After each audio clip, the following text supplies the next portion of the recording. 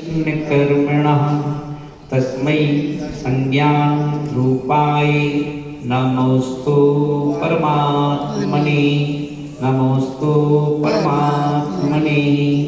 बोलिए आचार्य पूज्यपाद स्वामी महाराज की जय। संत श्रोमणी आचार्य गुरुदेव श्री विद्यासागर जी महाराज की जय। श्रोमणी आचार्य गुरुदेव श्री विराटशंकर जी महाराज की जय। हिंसामयी विश्व धर्म की रसिया वाले सदैव भगवान की शासन नायक भगवान महावीर स्वामी की महाराज की जय। संघ की जय।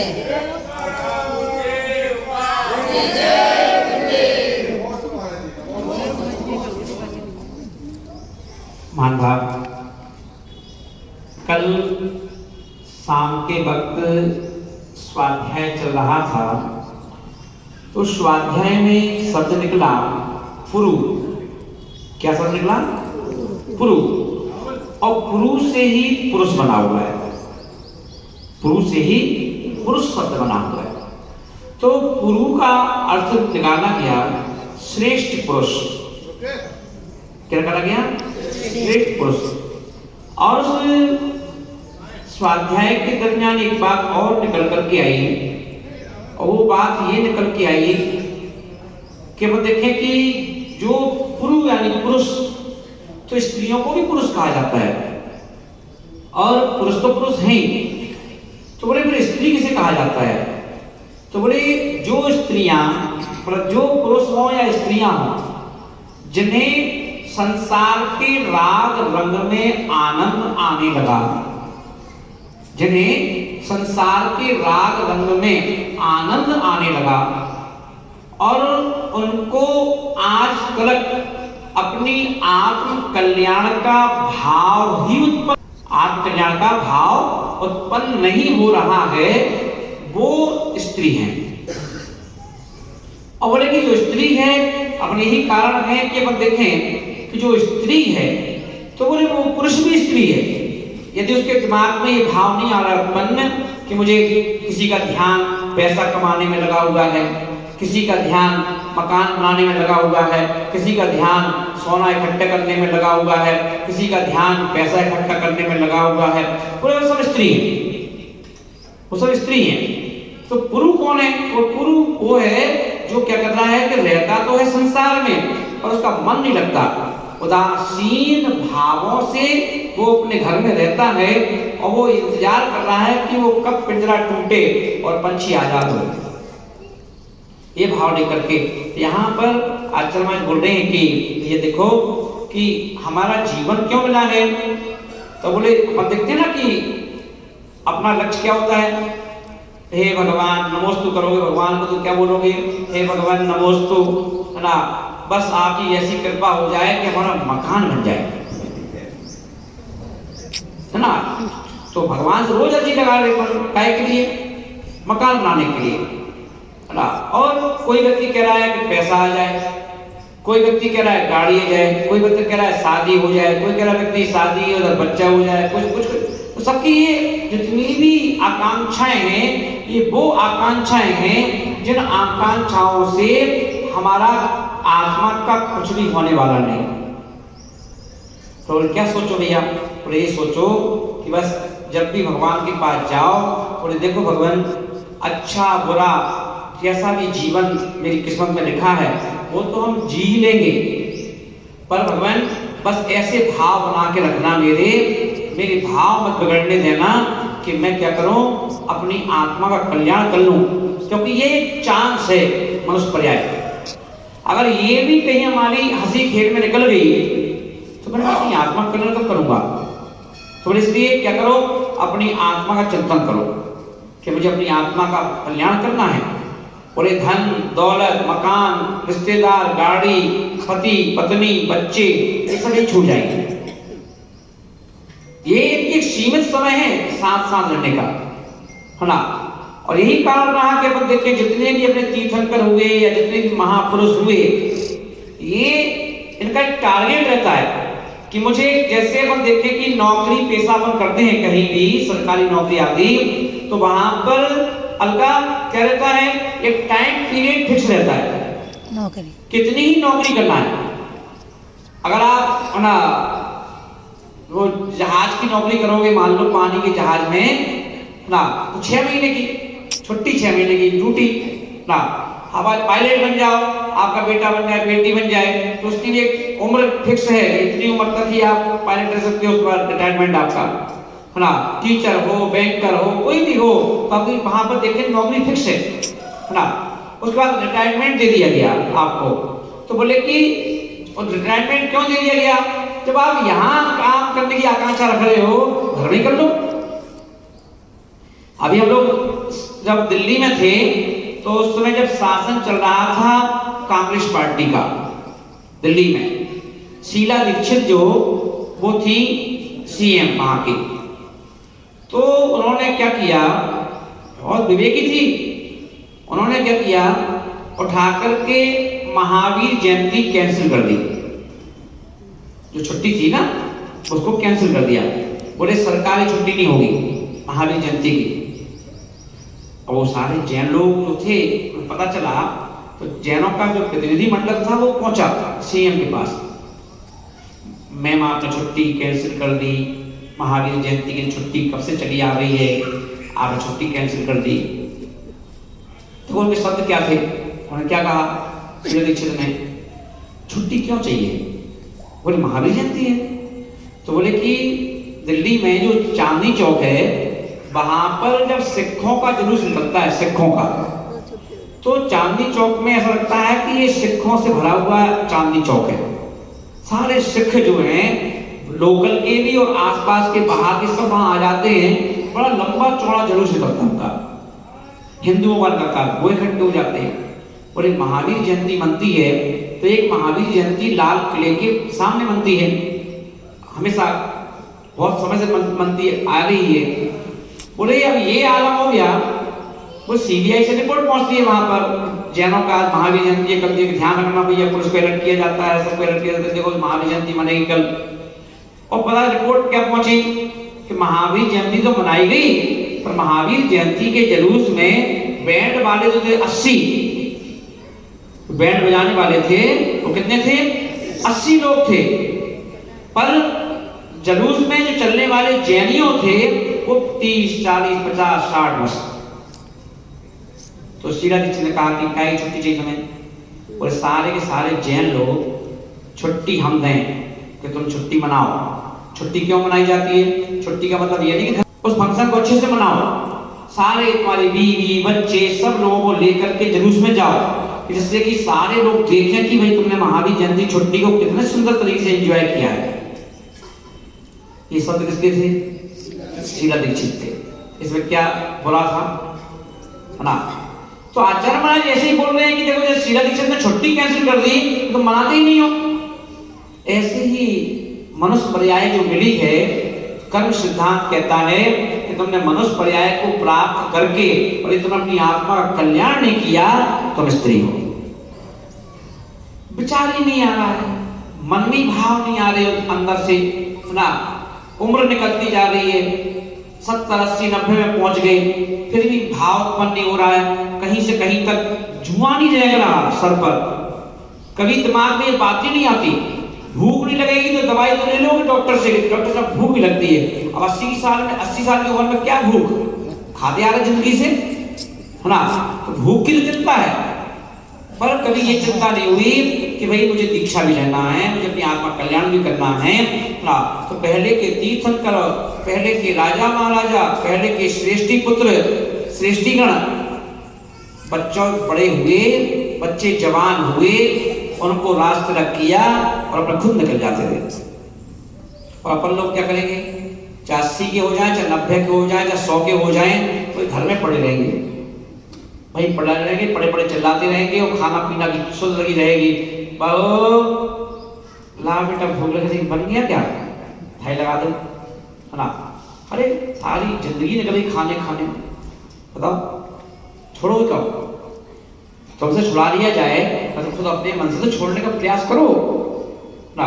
और एक भजन गाए, भजन अपन लोग सुनते हैं कि खाने खाने में निकल कई सारी जिंदगी, सोते सोते, है ना भजन ऐसा? हाँ, फिर खाने खाने में तब्दील कर गई।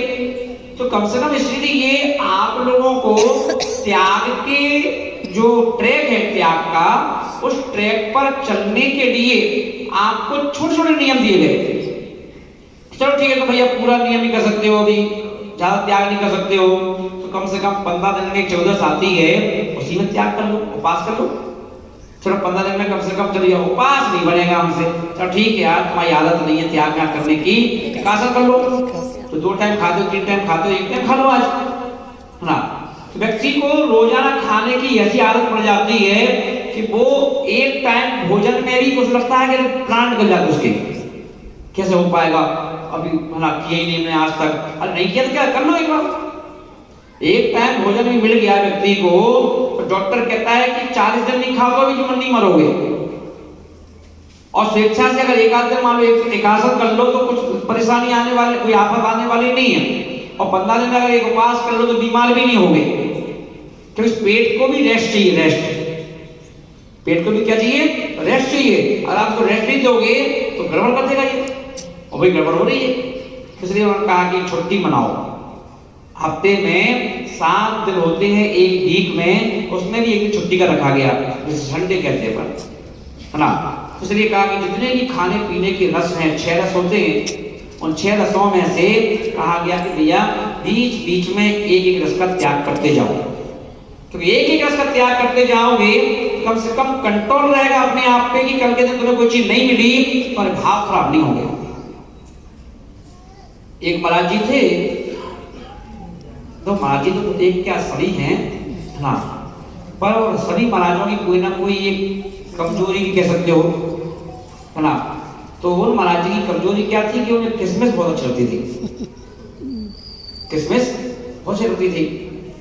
तो जैसे उनका आहार होगा तो उनकी नजरें चाप सबके हाथों पे घूमती रहती थी, किसमिस नहीं है क्या, इनके हाथ में किसमिस नहीं है, इनके हाथ में कोई कटोरी दिखी और दिखी रहा, हाँ जी काजी। अब वो ऐसे किसमिस के और लोग था किसमिस करती थी। अब वो एक चौके में गए आहार करने के लिए, क्या हुआ कि अब वो कहते ना कोई व्यक्ति ऐसा समाज में मिल ही जाता है जो रोज आहार कराता है, तो उसको पता चल जाता है कि महाराज को क्या चाहिए, महाराज को कैसा पानी चाहिए, कैसा रोटी चाहिए, कैसी सब्जी चाहिए, मिर्ची चाहिए कि मीठा चाहिए। तो वो रोज जो आहार कराने वाला व्यक्ति है वो क्या करता है कि नब्ज पकड़ लेता है वैद्य की तरह, तुम्हारा क्या पसंद है, तो वो क्या करता है वैसी व्यवस्था बना देता है ना। तो अभी कोई चेड़ियाँ थी, तो चेड़ियाँ तो हर जगह मिल जाएंगी ना, तो जेंट्स की व्यवस्था नहीं बना, चेड़ी से बनाई देती है। तो उन्होंने क्या किया, देखा कि भाई इन महाराज को किसमिस ज्यादा पसंद है, तो क्या करती थी बेचारी रोजाना अपने घर से आधी कटोरी किसमिस ले आती थी। और वो का आहार चल रहा था, और आहार चलते चलते में वो देख रहे थे कि यार किसमिस नहीं है ना, किसमिस नहीं मिली तो सारा पूरा भोजन बेकार है ना। तो इतने में देखा कि वो चेड़ी आ गई। चेड़ी को देखते ही महाराज की आंखें खिल गई। क्यों खिल गई, और मालूम था कि अब आ गई किसमिस। और महिला आई तो उसे तुरंत जाके कटोरी ली और कटोरी में वो किसमिस निकाली ना। महाराज की नजरें उसी में टिकी। अब महाराज कटोरी देख रहे, उस महीने को देख रहे, महिला कहाँ जा रही है, सब कटोरी उठा रही है, सब किसमिस निकाल रही है। उनको तो बड़े आनंद आ रहा था, आनंद अंदर से कि मन की चीज मिलने वाली है।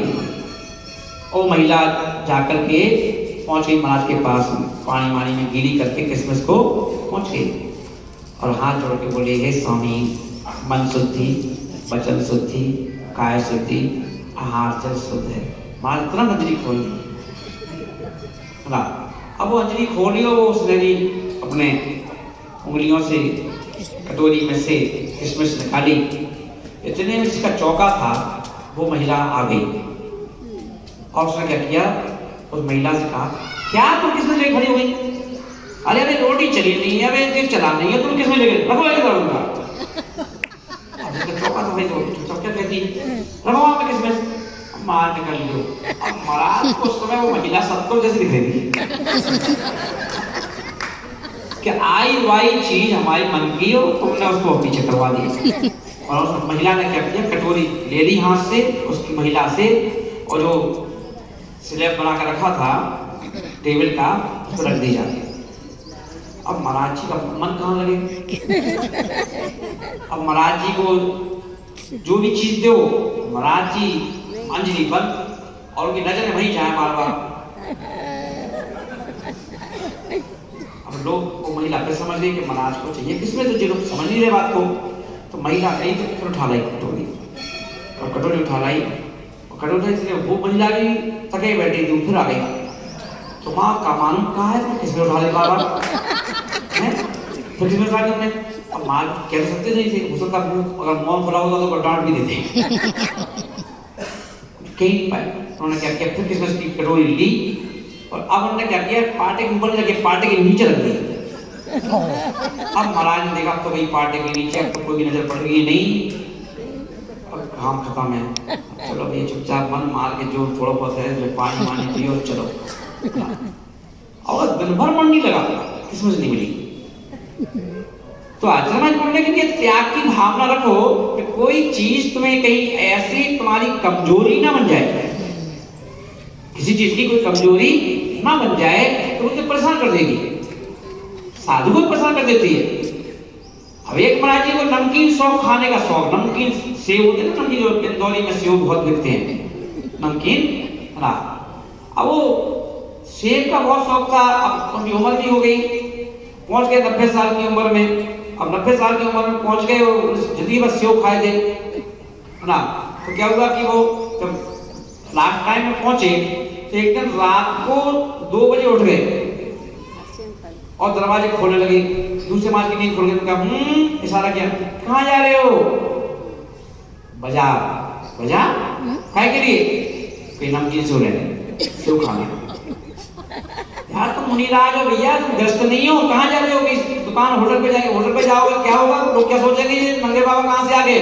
वो भी रात को जहाँ पर त्याग करवाते हैं बोलो, तो रात को सेव खाओगे और हमें लेक्चर मत दो, हमें सेव खाना है। महाराज ने भैया कौन महाराज को जगा दिया, उठो उठो भैया, तो भटक गई थी महाराज, ये क्या कर रहे हैं, सेव मांग रहे, सेव।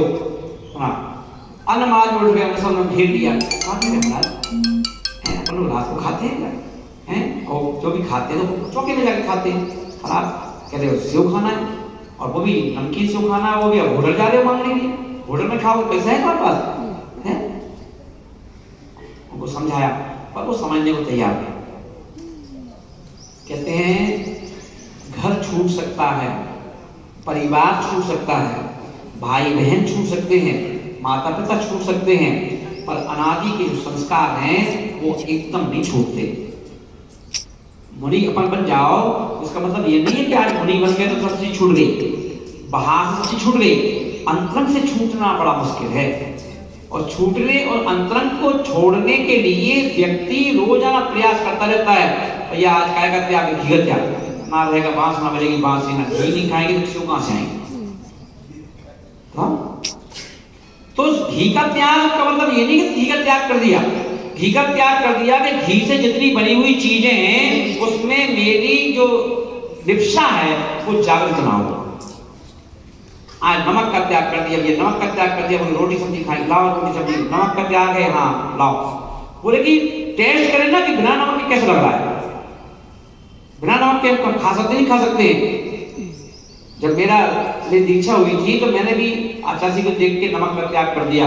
चौके में पहुंचा तो कोई चीज अंदर नहीं जा रही थी, जो भी खा रहा था अंदर वो बाहर आ रही थी। नमक याद नहीं थी हैबिट खाने की, छोड़ने की, है ना। तो ऐसे आहार नहीं हुआ, जो आहार हुआ भी जबरदस्ती का तो वो उल्टी आ गई थी अंदर से, है ना। मैं बताओ तो आचार्य को मैंने बताया, बेटा अभी हैबिट नहीं है तुम लोग छोड़ने की, पर धीरे धीरे हो जाएगी, आ जाएगा।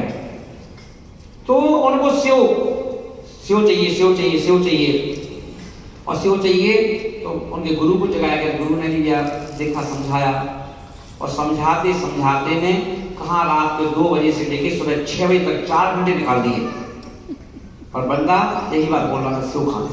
ना गुरु की सुनने को तैयार है, ना अन्य लोग सुनने को तैयार, हमें सेव खाना है, सेव खाना है। फिर गुरु ने कहा ठीक है, सेव खाना है ना आपको, मुझे सेव खाना है, ठीक है। अब उन्होंने क्या किया कि गुरु तो गुरु होते, तो तरकीब अपनाई। तो जहाँ वो कमरे में खिड़की के पास में बैठे हुए थे, तखत लगा हुआ था उनका, तो उन्होंने बुलाया, भैया कमल जी इधर आओ, ऋषभ कुमार जी इधर आओ, इनका उदय आ गया है और ये नमकीन सेव मांग रहे हैं खाने को। तो एक काम करो, मठिया को बुलवाओ और इनकी खिड़की के उस तरफ एक भट्टी जलवाओ और भट्टी में नमकीन सेव को बनवाओ। ठीक है महाराज, भट्टी लगवाई, कारीगर आया, बेसन को गूथा, गूथ करके उन्होंने क्या किया, सेव का धान छोड़ा। अब वो धान जैसे छोड़ा, उसकी महक खिड़की पे से अंदर, और भाई वो उसी में बैठे थे। खुशबू का क्या रही है, सेव बना तुम्हारी, तो सेव खाना है ना, सेव बनना है, सेव बहुत अच्छी, बनाओ बनाओ। तो महाराज ने देखा कि बहुत खुश हो गए धान की खुशबू सुन करके। उन्होंने कहा एक काम कर, इसमें और मसाले बढ़ाओ, हींग डाल दो, थोड़ी और मिर्ची डाल दो, और बढ़ाओ, डालो दूसरा खान, फिर छोड़ा, और आया, बड़े मजा आ गया ना। फिर सेव बन रहे हैं। हाँ, आपको नमकीन सेव खाना, तो ये सेव बन रहे हैं। 1 2 3 बार, 4 बार, 5 बार, 7 बार किए गए।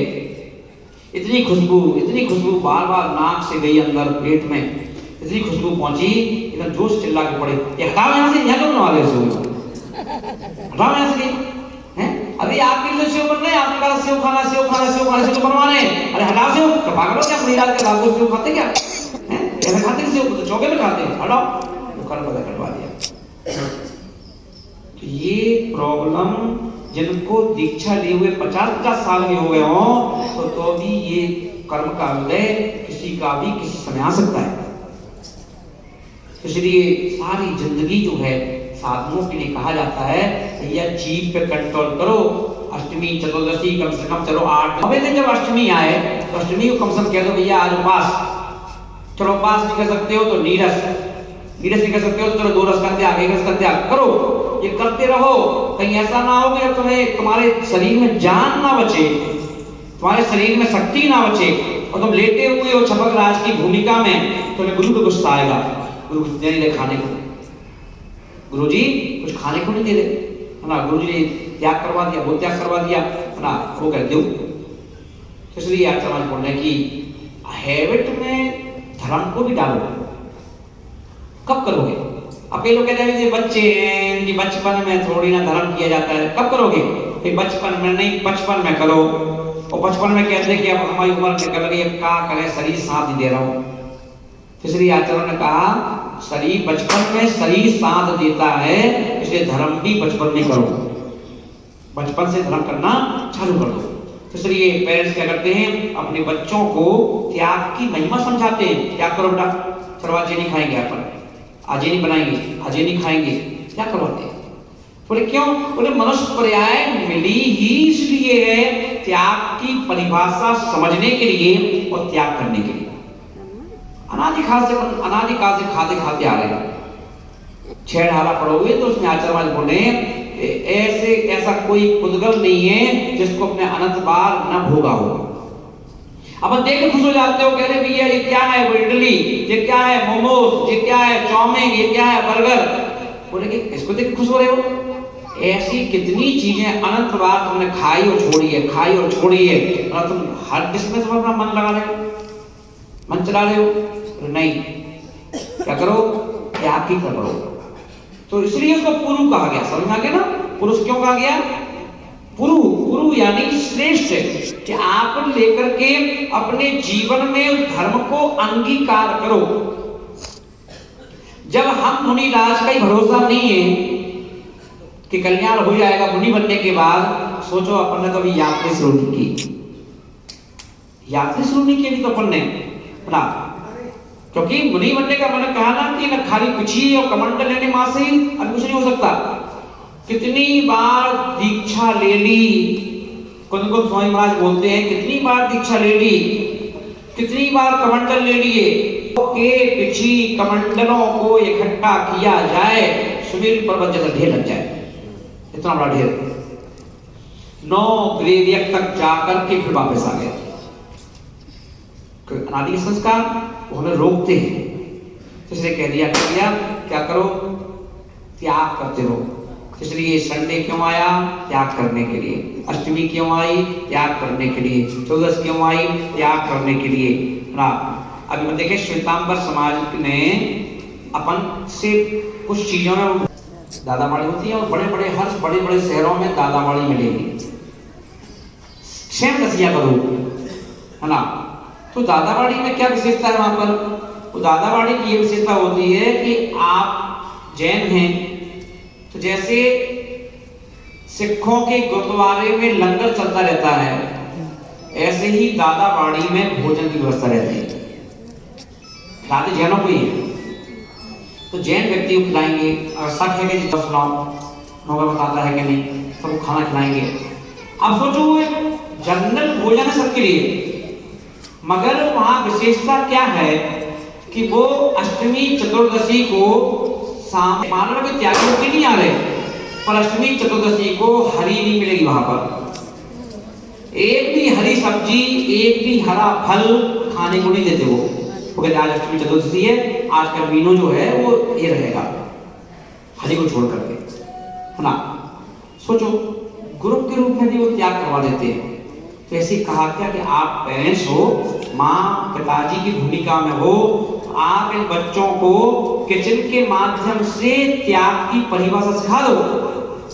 अष्टमी आई तो आपके घर में हरी ना बने, चतुर्दशी को हरी ना बने, बच्चे पूछे, पति पूछे कि भाई आज कुछ बनाया नहीं सब्जी, आज छुट्टी है, आज अष्टमी चतुर्दशी है, आज अपन को नहीं खाना चाहिए, जैन लोग खाने नहीं चाहिए, है ना, ऐसा बोलना चाहिए। बुंदेलखंड में हम लोग तो देखते थे, तो पर्युषण पर्व जब 10 दिन का आता था, तो उन पर्युषण पर्व में सब्जियां बेचने वाले जो होते थे तो सब्जियां सस्ती हो जाती थी। बोले क्यों? बोले जैन समाज हरी सब्जी खाएगी नहीं 10 दिन, सब्जी सस्ती हो जाती। सोचो जैन समाज का बहुलता क्या है, प्रभाव क्या है, क्योंकि अन्य लोगों को तो और कुछ चाहिए, पर जैन समाज सब्जी खाएगी, सब्जियां सस्ती हो जाती थी और 10 दिन के बाद फिर महंगी हो जाती थी। क्यों?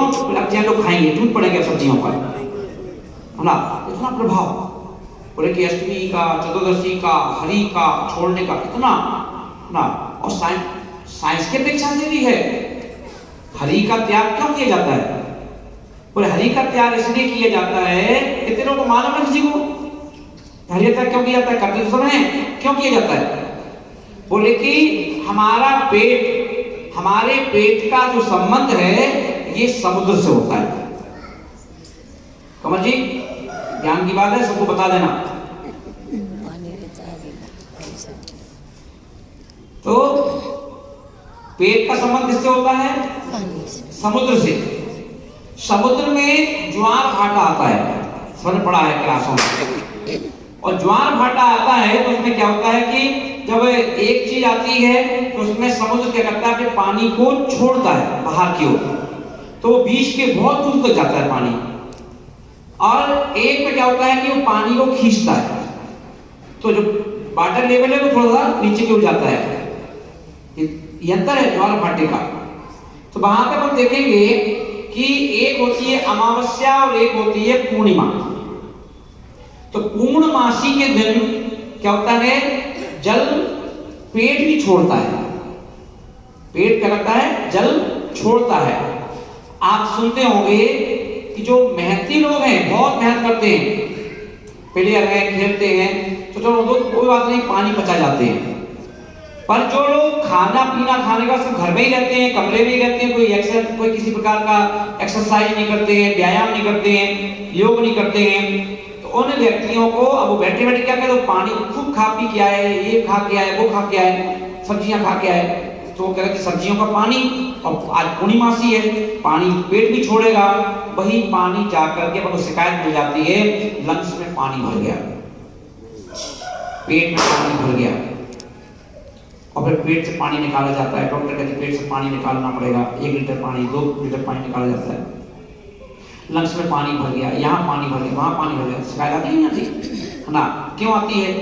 तो इसलिए कहा जाता है कि भैया भगवान महावीर स्वामी ने कहा कि 15 दिन में 1 दिन छोड़ दो,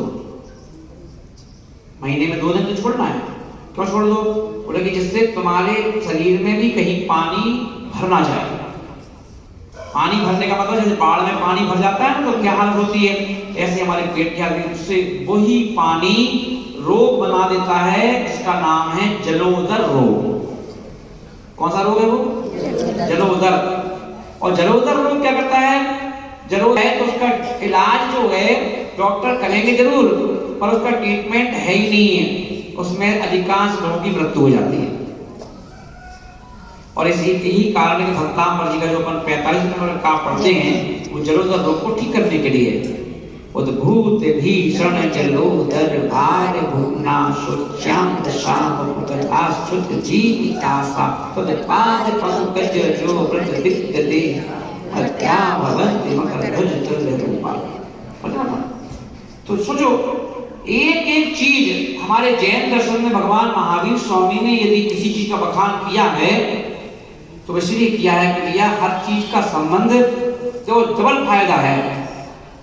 दिलीप जी, क्या फायदा है कि जो त्याग करो तो उसका फल मिलना है।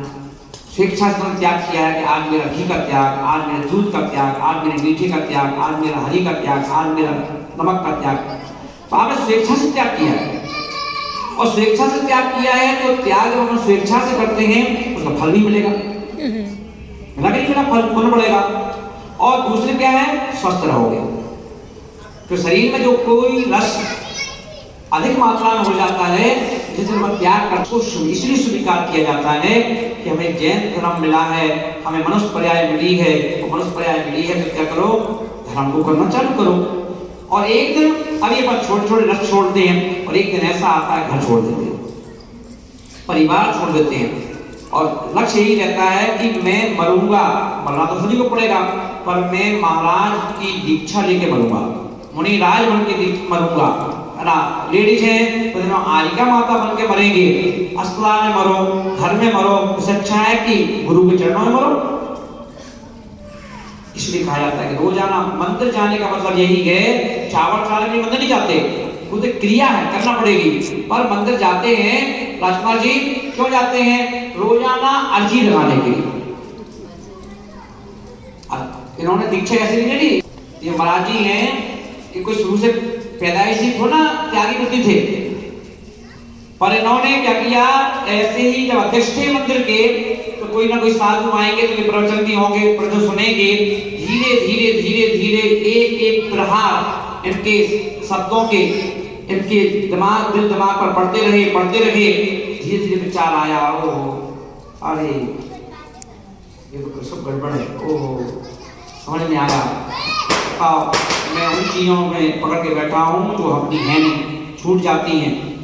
विचार आया, बोले महाराज से अध्ययन करवाओ, मुझे प्रतिमा का स्वरूप बताओ, क्या है 11 प्रतिमाओं का स्वरूप सीखा, स्वरूप को घर पर जाके उसको अध्ययन किया, अध्ययन करके बोले महाराज जी मुझे प्रतिमा दे दो। प्रतिमा ले ली, 2 प्रतिमा ले ली, पहले 3 ले ली, 5 ले ली, 7 ले ली, और राज महाराज बन गए। तो धर्म वही है, धर्म का मतलब है कि कोई अगर आप धर्म को ढंग से नहीं, यदि हम ढंग से धर्म को धारण करते हैं तो एक दिन हमें भगवान बनने से कोई नहीं रोक सकता। और जो व्यक्ति ढंग से धर्म करता है, मन से, वचन से, काय से, श्रद्धा से धर्म करता है, वो व्यक्ति कभी जीवन में परेशान नहीं हो सकता, ना तन से, ना मन से, ना धन से, किस चीज से। धर्म की सपोर्ट करता है, आपको धर्म का सपोर्ट करना है, धर्म आपका सपोर्ट करता है ना।